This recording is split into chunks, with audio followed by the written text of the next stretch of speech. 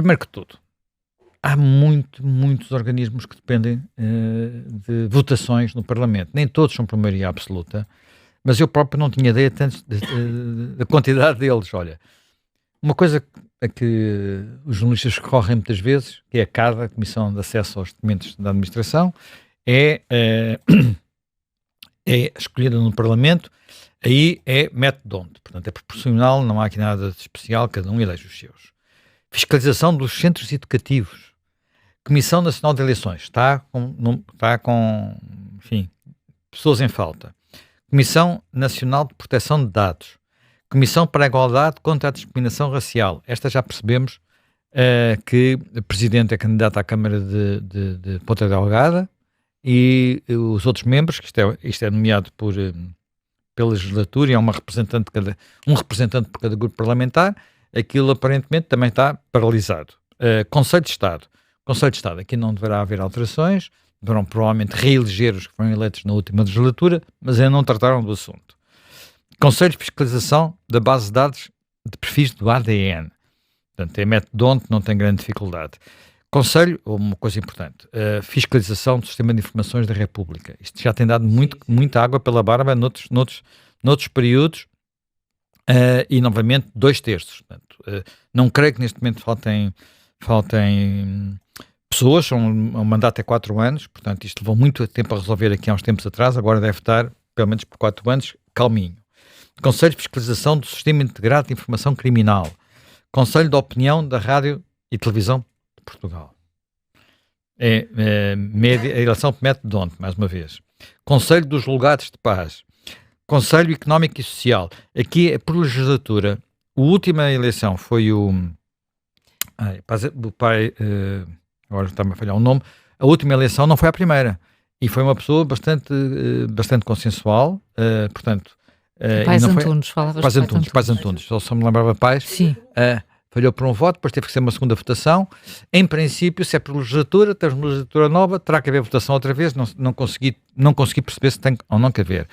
Conselho Geral do Centro de Estudos Nacionais, Judiciários, Conselho Nacional de Educação, aqui novamente por a eleição do Presidente de maioria absoluta e depois é preciso os partidos nomearem, Conselho Nacional de Ética para as Ciências da Vida, Conselho Nacional de Procriação Medicamente Assistida, Conselho Nacional de Saúde, Conselho Pedagógico do Centro de Estudos Judiciários, Conselho Pedagógico, é uma coisa assim um bocado extraordinária, mas enfim, Conselho Superior de Magistratura, aqui importante, muito importante, e com problemas, aqui são 2/3, não creio, não sei, acho que neste momento não falta nenhum. Conselho Superior de Defesa Nacional, novamente 2/3, Conselho Superior de Informações, novamente 2/3, Conselho Superior de Segurança Interna, 2/3, Conselho Superior do Ministério Público, aqui curiosamente ao contrário do que se passa com o Conselho Superior da Magistratura, não são precisos 2/3, portanto aqui é mais fácil, Conselho Superior dos Tribunais Administrativos, Entidade Fiscalizadora do Segredo de Estado, nós temos muitas entidades, de facto. Entidade Reguladora para a Comunicação Social, ela diz-nos respeito, foi eleita no final, em novembro de 2023, portanto, são 4 anos, vai até 27, temos mais 2 anos, vamos ver. Provedor de Justiça, um dos casos mais graves, não é? A provedora anterior, ou titular deste cargo, passou para o Ministério da Administração Interna, já lá está há uns meses, e o lugar está vago. E a Provedoria de Justiça não é um detalhe no nosso sistema político. Conselho Superior de Segurança do Ciberespaço, Mecanismo Nacional de Monitorização da Implementação da Convenção sobre os Direitos das Pessoas com Deficiência, nunca mais acaba, não é? E finalmente o Tribunal Constitucional, que é o mais crítico neste momento, e onde se percebe que, olha, ainda bem que estes 2 juízes, primeiro o Gonçalo Almeida Ribeiro, agora o Teles Pereira, tomaram a decisão que tomaram, porque isto já em alturas anteriores demorou, e isto, no fundo, viola o princípio do equilíbrio de poder. E é isso que está em causa. Portanto, eu posso ter dúvidas sobre todos estes organismos, se eles fazem sentido, se faz sentido ter tanta coisa, tanta comissão para isto, para aquilo e para aquilo outro. Nós gostamos muito disso, mas há coisas que são estruturais. Quer dizer, um tribunal superior, como é o Tribunal Constitucional, é estrutural, um provedor de justiça é estrutural, os conselhos superiores das diferentes magistraturas é estrutural, portanto, há coisas aqui que não podem ficar, o Conselho Económico e Social tem a ver com o nosso modelo social, portanto, também é muito importante, portanto, isto não pode ficar assim, ó Deus dará. Porquê? Olha, porque os homens não são anjos. Porque é que eu estou a usar esta expressão, os homens não são anjos? Porque, no fundo, esta ideia de que é preciso haver equilíbrios e que isso tem que traduzir em instituições, e instituições que se controlem umas às outras, é uma ideia que na sua origem vem de Montesquieu e da separação de poderes, mas na sua materialização teve a sua primeira materialização, digamos, na Constituição dos Estados Unidos. E quando essa Constituição foi desenhada, foi aprovada, já havia Constituições, eram 13 Estados, já havia Constituições em vários Estados antes disso, não é? E depois foi preciso fazer ali um equilíbrio, designadamente um equilíbrio entre uma coisa que nós hoje achamos que é sinónimo, mas eles não achavam, e não achavam bem, que é a democracia e a república. Portanto, os princípios republicanos, na perspectiva deles, eram mais sólidos que os princípios democráticos, porque o princípio democrático pode sugerir apenas uma maioria. E os princípios republicanos devem garantir não apenas o governo da maioria, mas a possibilidade de as minorias estarem representadas e serem ouvidas. E, portanto, depois, na altura, acontece uma coisa que é muito interessante e que hoje em dia é, digamos, sempre uma referência em quem quer que faça estudos políticos, que é a preocupação que alguns desses constituintes, portanto, aquela foi uma Assembleia Constituinte, tiveram a explicar o que é que eles tinham aprovado. E tornou-se famoso um conjunto de artigos publicados na imprensa de Nova Iorque, sob um pseudónimo chamado Publius, e que dão origem a um dos textos, a um dos documentos mais importantes e mais fundacionais da maneira como nós hoje em dia olhamos para a democracia, que é os Federalist Papers, o Federalista. Portanto, são 80 e tal artigos, e entre esses artigos há um que é particularmente interessante, que é o 51º, escrito pelo James Madison, que é um dos pais fundadores, uma pessoa muito, muito reverenciada e que tem precisamente essa ideia. E vale a pena ler porque acho que a frase nos diz tudo. Se os homens fossem anjos, nenhuma espécie de governo seria necessária. Se fossem anjos a governar os homens, não seriam necessários controlos externos nem internos sobre o governo. Ao constituir um governo em que a administração será feita por homens sobre outros homens, a maior dificuldade reside nisto. O primeiro é habilitar o governo a controlar os governados e, seguidamente, obrigar o governo a controlar-se a si próprio. Pronto, e depois disto prossegue, é muito interessante ler essa.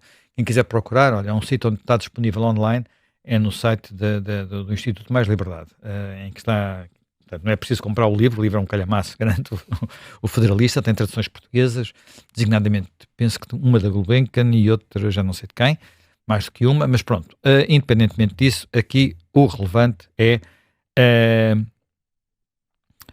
como é que na articulação entre os vários poderes as coisas se controlam, e portanto há mecanismos que no fundo têm a ver com algo que nós, sobretudo em culturas políticas que não tão antigas, pronto, para ser generoso, que é nós falamos muito daquilo que se chama pesos e contrapesos, ou checks and balance. Checks and balance é mais, digamos, pesos e contrafreios, portanto é mais limitado. Isto traduz no seguinte: o poder político não tem poder ilimitado, as maiorias não têm poder ilimitado. E como é que nós arranjamos formas dos vários poderes não só serem independentes, quer dizer, tal ideia, o executivo tem que executar de acordo com leis produzidas num corpo diferente, que é o legislativo, e depois há ainda um terceiro corpo, que é o judicial, que verifica se essas leis estão ou não a ser aplicadas, e portanto, quando isto se mistura tudo, temos tiranias. E isso é bem explicado ainda pelo Montesquieu. O problema é como é que isto se faz. E muitas vezes a forma como se faz é algo que notamos designadamente nestes problemas que estamos a ter agora aqui, que é, se para ter um governo basta ter uma maioria, no caso de governos parlamentares, para alguns destes organismos é preciso ter uma maioria de 2/3, que nós em Portugal chamamos de maioria constitucional. Há situações que podemos chegar até maiorias maiores, maiorias de 3/4, maiorias de 4/5, para algumas coisas especiais. Não em Portugal. Mas há países que podem chegar a esse ponto, e isto com o objetivo de obrigar a que para cargos que não são propriamente aplicar um programa de governo, mas vigiar e controlar os excessos de um governo, haja um mínimo de consenso entre as diferentes forças políticas. Portanto, e por isso obriga à tal maioria de 2/3, e muitas vezes, como também acontece no nosso sistema, termos voto secreto, que é para não haver o domínio das direções partidárias sobre os seus soldados. Além disso, há uma coisa que também acontece muito, que é o desencontrar os mandatos. Porque não permitir, no fundo, que uma maioria que chega substitua tudo. Uma maioria que chega pode substituir a parte executiva, pode substituir diretores gerais, presidentes de empresas públicas, não pode substituir juízes, não pode substituir... pronto, há situações, por exemplo, em que isto é feito com a ajuda de uma segunda Câmara, portanto, há 2 câmaras nos parlamentos, por exemplo, nos Estados Unidos, que é de onde isto vem tudo, de alguma forma. Eles têm a Câmara dos Representantes e o Senado. A Câmara dos Representantes é eleita de 2 em 2 anos. Portanto, de cada 2 anos, eles elegem todos os membros. O Senado é eleito, não é proporcional, portanto, enquanto a Câmara dos Representantes é proporcional à população, o Senado não é. Portanto, o Senado representa os Estados. Portanto, um micro-Estado e um macro-Estado têm o mesmo número de senadores, 2, e depois... são 1/3 é renovado cada 2 anos, o que quer dizer que o mandato, em vez de ser de 2 ou de 4, é de 6 anos. Cada senador tem um mandato de 6 anos. O que faz com que isto seja difícil tudo bater certo, não é? De vez em quando, tudo bate certo. Isto é, o Presidente tem maioria na Câmara de Representantes e no Senado, que é o que acontece neste momento, e que também aconteceu no primeiro mandato, nos primeiros 2 anos de Biden. Mas nos segundos 2 anos de Biden já não aconteceu, e acontece muitas vezes, quer dizer, quando chegamos às midterms, há esta mudança, porque há irritação com o Poder Executivo, há muitas coisas, há uma oportunidade da oposição que quer-se controlar mais o Poder Executivo, e portanto quer dizer, isto tem muitos alçapões e muitas coisas que às vezes não funcionam bem, mas este é o princípio geral, e de uma forma, quando isto está bem, não quer dizer que isto esteja feito para ser, do ponto de vista executivo, o mais eficiente. É mais eficiente uma coisa chinesa, não é? Eu mando e faço. Não é isso. Portanto, aqui está precisamente desenhado para abusos, porque os homens não são anjos. E desse ponto de vista, nós, regressando agora ao caso português e àquilo que estamos a viver neste momento, nós sabemos que o Tribunal Constitucional nisto é um organismo importante, porque para todos os efeitos é aquilo que quando uma lei esbarra no Tribunal Constitucional, para ser aprovada, pode ser uma lei com efeitos imediatos sobre o nosso quadro legislativo, para ser aprovada nos termos em que chegou ao Tribunal Constitucional, é preciso ter 2/3 no Parlamento.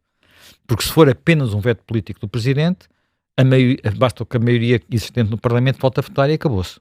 O Presidente mete a viola no saco, para usar um termo popular. O que o Tribunal Constitucional não é assim. E, portanto, temos aqui algo que, com controvérsias, há sempre muita controvérsia e em todo lado. E neste momento é um outro tema que um dia talvez possamos discutir, que é até que ponto os juízes podem assumir protagonismo político. Portanto, isto varia um bocadinho conforme os sistemas.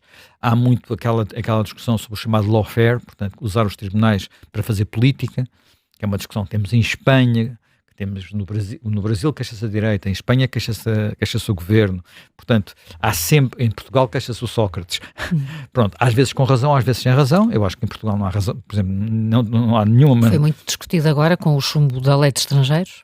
Agora, o tema do Constitucional foi muito discutido com o chumbo de lei de estrangeiros, sendo que alguns dos juízes com maior destaque na votação a favor da aprovação saem. É o caso de Gonçalo Almeida Ribeiro, que é um juiz, na minha opinião, enfim, eu conheço pessoalmente, há muitos anos antes de ele ser juiz do Tribunal Constitucional, é uma pessoa fora de lugar, em termos de qualidade intelectual, e, portanto, vamos ver o que é que... Isto é colocar pressão para, no fundo, conversem. Porque para isto, para os tais 2/3, temos que voltar àquilo por onde eu comecei. É preciso conversar. E nesta altura, antes, às vezes já era difícil conversar entre PS e PSD. Isso tornou-se muito difícil nos últimos 10, 12 anos por causa da geringonça. Portanto, a geringonça criou um padrão em Portugal que quase que bloqueou, digamos, os acordos de esquerda-direita. Portanto, e durante muito tempo houve muita coisa que começou a ficar empancada, porque às vezes, por causa da geringonça, o Partido Socialista quis colocar gente da sua área política em alguns lugares. Por exemplo, nós tivemos uma pessoa do PCP e uma pessoa do Bloco no Conselho de Estado, que não era habitual. Tivemos um juiz do PCP no Tribunal Constitucional, até que o PCP já teve bastante peso político, que não tem hoje. Já tinha havido, mas tivemos uma juíza que, aliás, correu muito mal, porque ela, passado pouco tempo, renunciou, indicada pelo Bloco. Mas isto tem levantado sempre às vezes muitas complicações. Até porque, quando isto funciona bem, de alguma forma há acordos de cavalheiros. Eu vou-te dar exemplo de situações em que costuma haver acordos de cavalheiros. Provedora de Justiça. Há uma espécie de acordo de cavalheiros de que a Provedora de Justiça, que é alguém que está a zelar pelos cidadãos, é apontada pelo partido que está na oposição.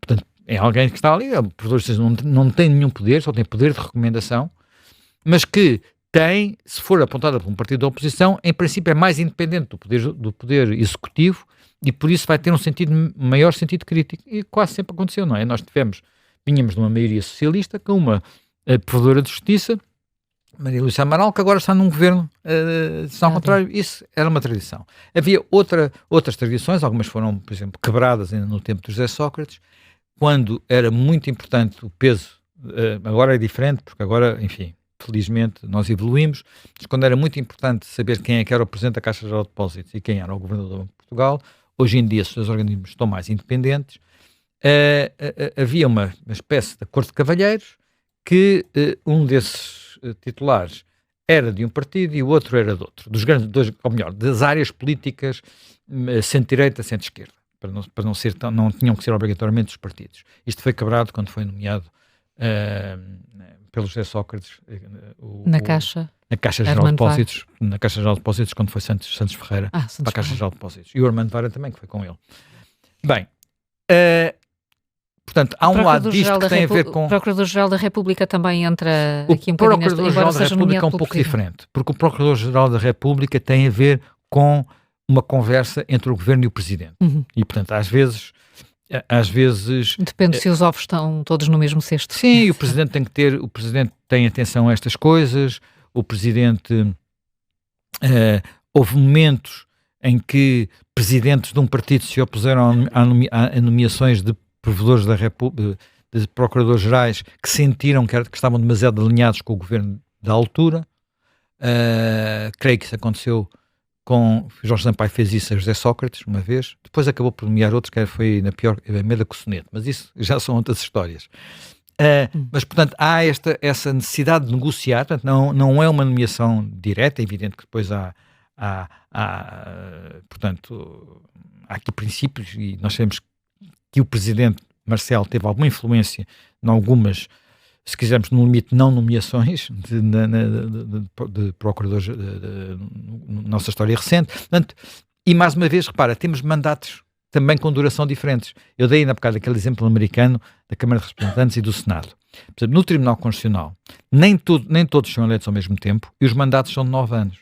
9 anos não coincide com nada. Não é um mandato do Presidente, não é um mandato da Assembleia, é um mandato diferente. E neste caso não são renováveis. Quer dizer, porquê que há esta ideia de um mandato não renovável em circunstâncias destas? Porque aquilo que se pretende é que ninguém esteja a decidir em função de uma eventual recondução no cargo. Estás a ver? Pronto. Claro. Que é aquilo que a gente às vezes percebe que são as diferenças entre o primeiro e o segundo mandato presidencial. Como nós não temos essa limitação, portanto, às vezes pensa-se que há muitas diferenças entre o primeiro e o segundo mandato, porque o primeiro mandato é feito para ser reeleito e o segundo é mais calculista que o segundo. Em alguns destes organismos há esta preocupação, isto não é renovável. Pronto. E isto nós temos casos em que isso é absolutamente formal, está na Constituição, é o caso dos membros do Tribunal Constitucional, temos casos em que não está e de repente se tornou hábito até em circunstâncias polémicas, como é o caso do Procurador-Geral da República. Portanto, mas aqui o importante é perceber o seguinte, isto, repito, tem a ver com não sermos anjos. E não sermos anjos obriga toda a gente a falar com toda a gente. E desse ponto de vista, quando nós temos um Parlamento que traduz a vontade popular, onde o segundo maior partido é o Chega, é necessário conversar com o Chega. E neste caso, é necessário que o PS também converse. Não é só o governo conversar, olha, vai falar a um lado e andar ali ping-pong de um lado para o outro. É preciso conversarem todos. Não tem que ser quer dizer, isto não se faz à vista das pessoas, não é?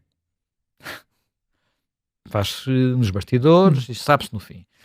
E é necessário fazer uma outra coisa que eu não sei se porventura é uma das razões porque isto está a atrasar, que é aquilo que se acredita, que já ouvi como possível explicação para este atraso, que é o Chega também tem que se esforçar por apresentar nomes apresentáveis, digamos assim.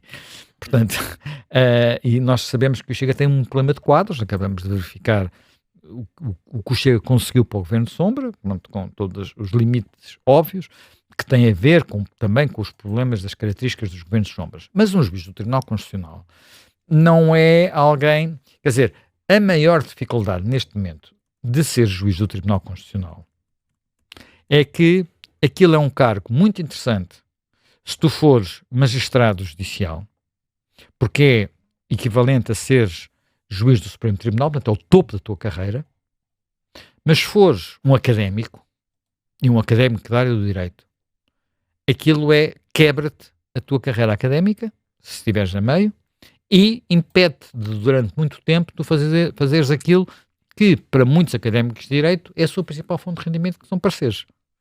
Portanto, e isso tem feito com que muitas vezes nós tenhamos no Tribunal Constitucional, e agora vou ser bruto, pessoas com menos qualidade do que devíamos ter tido. Nem sempre os melhores foram para lá. Muito pelo contrário. Portanto, e por isso este sistema, quer dizer, o nosso Tribunal Constitucional não é tão Tribunal Superior como, por exemplo, o Supremo Americano, que de facto, mas aí, repara, aí o desencontrar de mandatos vai ao ponto dos lugares serem vitalícios. A pessoa só sai por morte ou por renúncia. Nem eu pode tirar de lá.